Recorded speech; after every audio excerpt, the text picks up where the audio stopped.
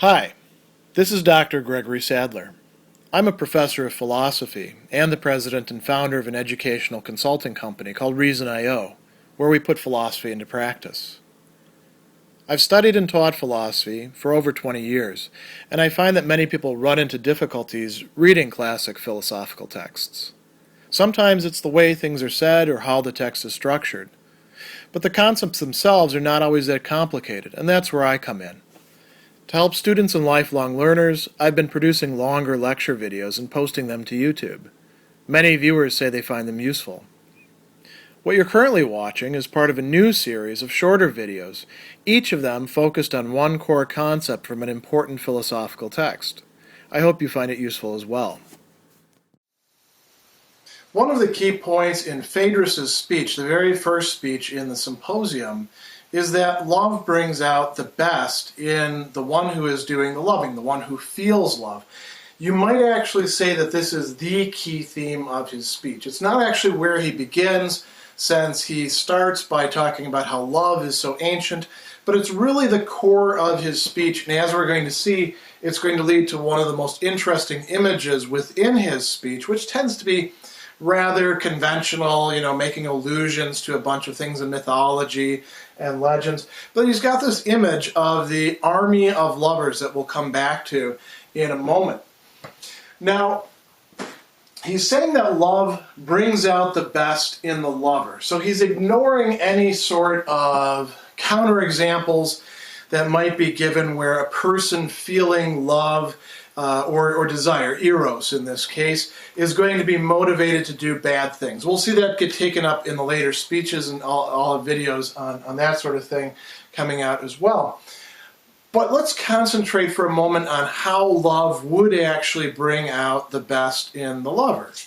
So Phaedrus says that it motivates us, it renders us able or turns us towards a certain kind of life, the highest, the best life. And so it doesn't just make us good towards each other or good for each other, it actually orients us towards what is best in life.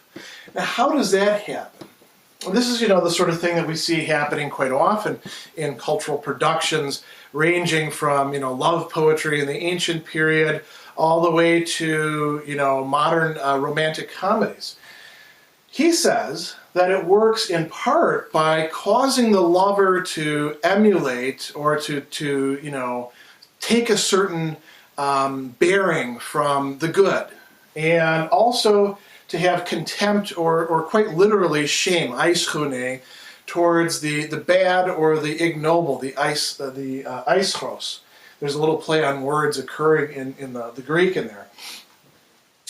So when a person loves, what this does is takes them out of their ordinary frame of reference, where they might actually not feel contempt for the bad, where they might not feel shame in terms of certain actions, that when they're placed in the context of a love relationship where they desire another and want the beloved to look at them in a certain way, they will feel a sense of shame. Or where they're not properly motivated towards the good. They're motivated perhaps towards some other lesser good, something that is just merely pleasurable, but not the good as such, not the good that's being acknowledged within this framework. And we can think of all sorts of examples where people, want to make themselves a better person. We have that line that you see, I want to be a better man, I want to be a better woman for you. That's exactly what he's talking about here.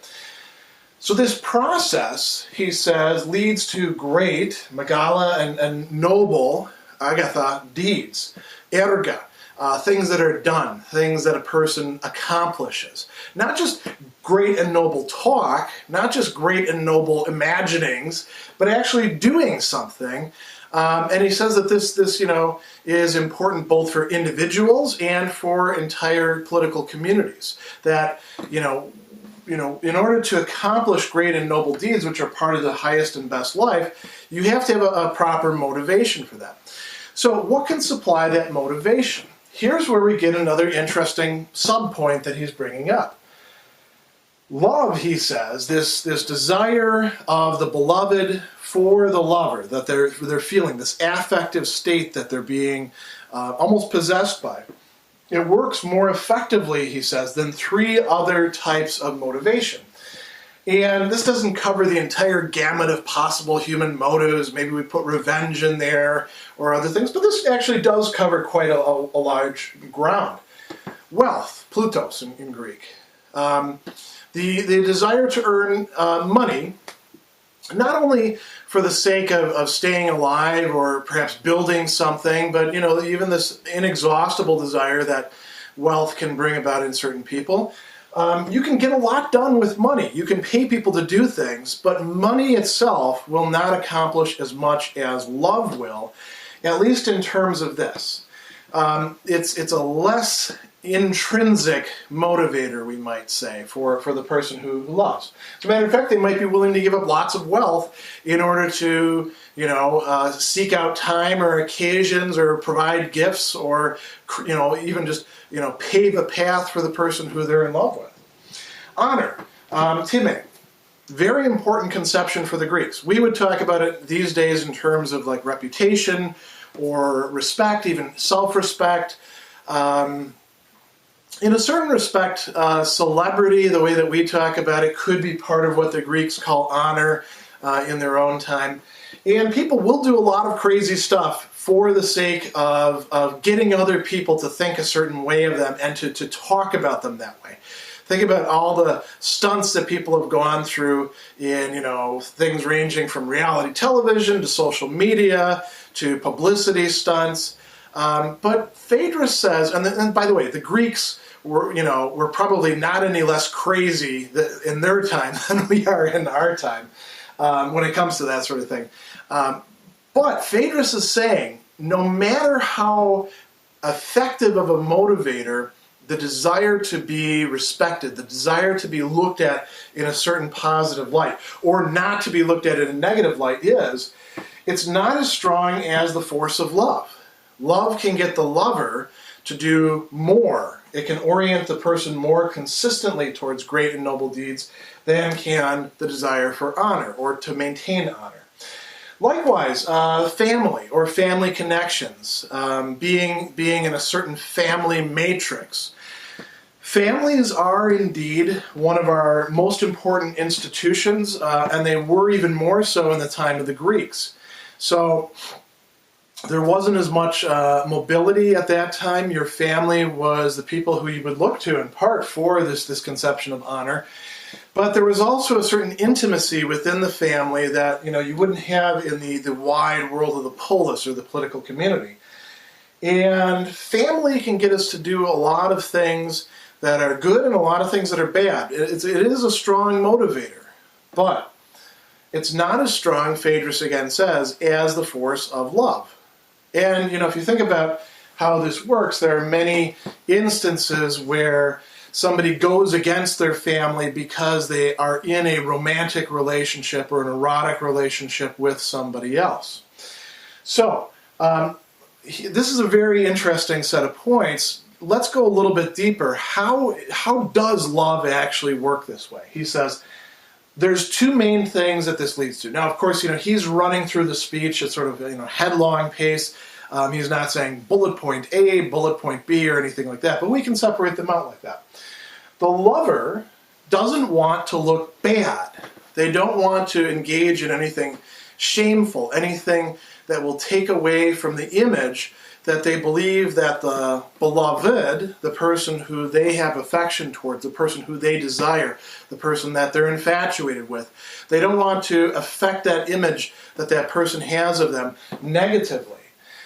So what are they going to do? As a result, they're going to behave in a good way. They're going to do the right thing at the right time. They're going to be motivated to not do anything shameful, anything that would bring opprobrium down upon themselves, anything that would make them look stupid or foolish. Or, the example that he has here is cowardly. For the ancient Greeks, at least for men, but also for women to a certain degree. I mean, you can see this in the plays and the other cultural productions. The notion of cowardice was a sufficient motivator for many people. Don't be a coward, get out there in the battlefield lines. It was pretty scary to go out to battle, right? And there can be many other things that might scare a person as well. One of the things that they bring up quite frequently in examples of this sort of thing is, what do you do when you're on a boat and there's a storm at sea? Because there's no Coast Guard, and there weren't a hell of a lot of safety provisions at that time, or life jackets. There's a good possibility that if your ship founders, you're going down with it. That's when you see who really is courageous and who isn't. The lover, at least with respect to the beloved, is going to act rightly. Now, if the beloved is a rather unscrupulous character, maybe they only care if the lover acts rightly towards them. But that's not the way most people tend to behave. And that's not the way Phaedrus is construing this. It's more like when you're actually in love with somebody and you care more about how they see you than how all the rest of the world sees you, or what the consequences are for yourself, you're going to be willing to do noble and fine actions precisely so that you can look good in the eyes of the beloved. The way he says it is that, here we go. I will say this of the lover: should he be discovered in some inglorious act or an abject submission to ill usage, he could better bear that anyone, father, friends, who you will, should witness this than his beloved. And the same thing holds good of the beloved. The beloved doesn't want to be seen by the lover in an unworthy state. There's a little bit of an imbalance there, which we're going to explore in the next video, having to do specifically with this beloved-lover relationship. But that's one important way in which the person is motivated. The other is that the lover will, in fact, sacrifice themselves, not just their money, not just their reputation, but even their life for the sake of the beloved. He brings up three classical examples, ones that a Greek audience would be intimately familiar with, ones that we see appearing in dramatic productions.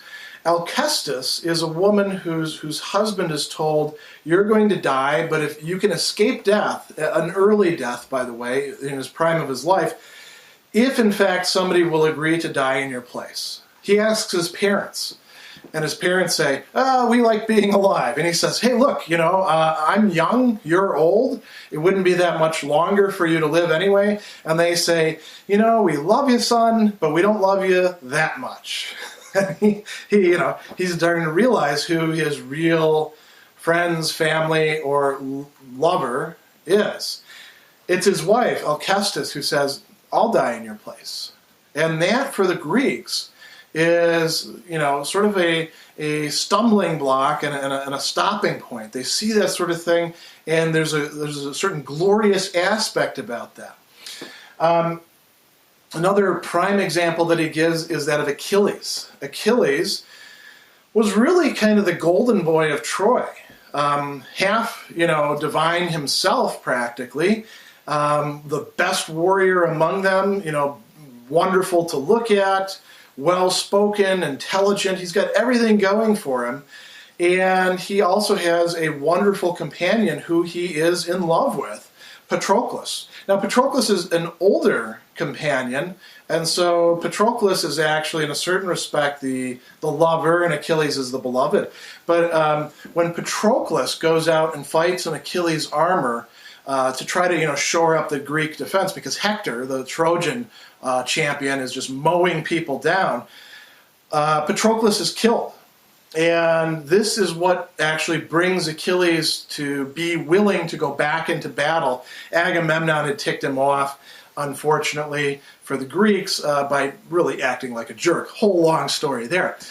But Achilles goes out, recovers Patroclus' body, and then, wants to avenge Patroclus. And he's warned, if you do this, you're going to die.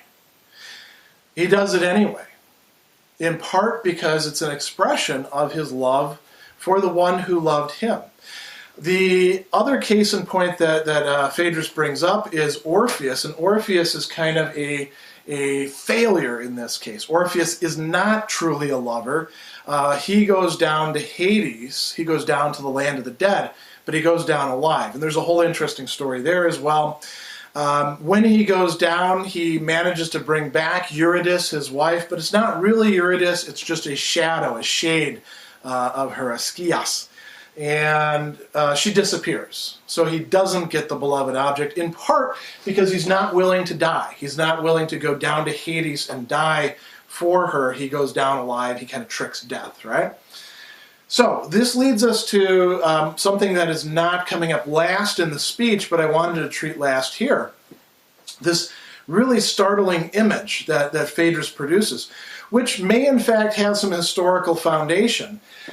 The army or the city of lovers and beloved, of pairs of people, in this case pairs of men, who have this relationship with each other and who are going to perform at a much higher level, who can be totally relied upon because they're fighting side by side with their lover or with their beloved. So they don't want to look bad, and they will sacrifice themselves for the person who's next to them. Phaedrus suggests that this would be an unstoppable military force. He doesn't really flesh out the idea of the city, but the idea there would be that this would somehow be an unstoppable or unsurmountable city as well. All of this goes back to this idea that love is capable of bringing out the best in the person who truly feels love.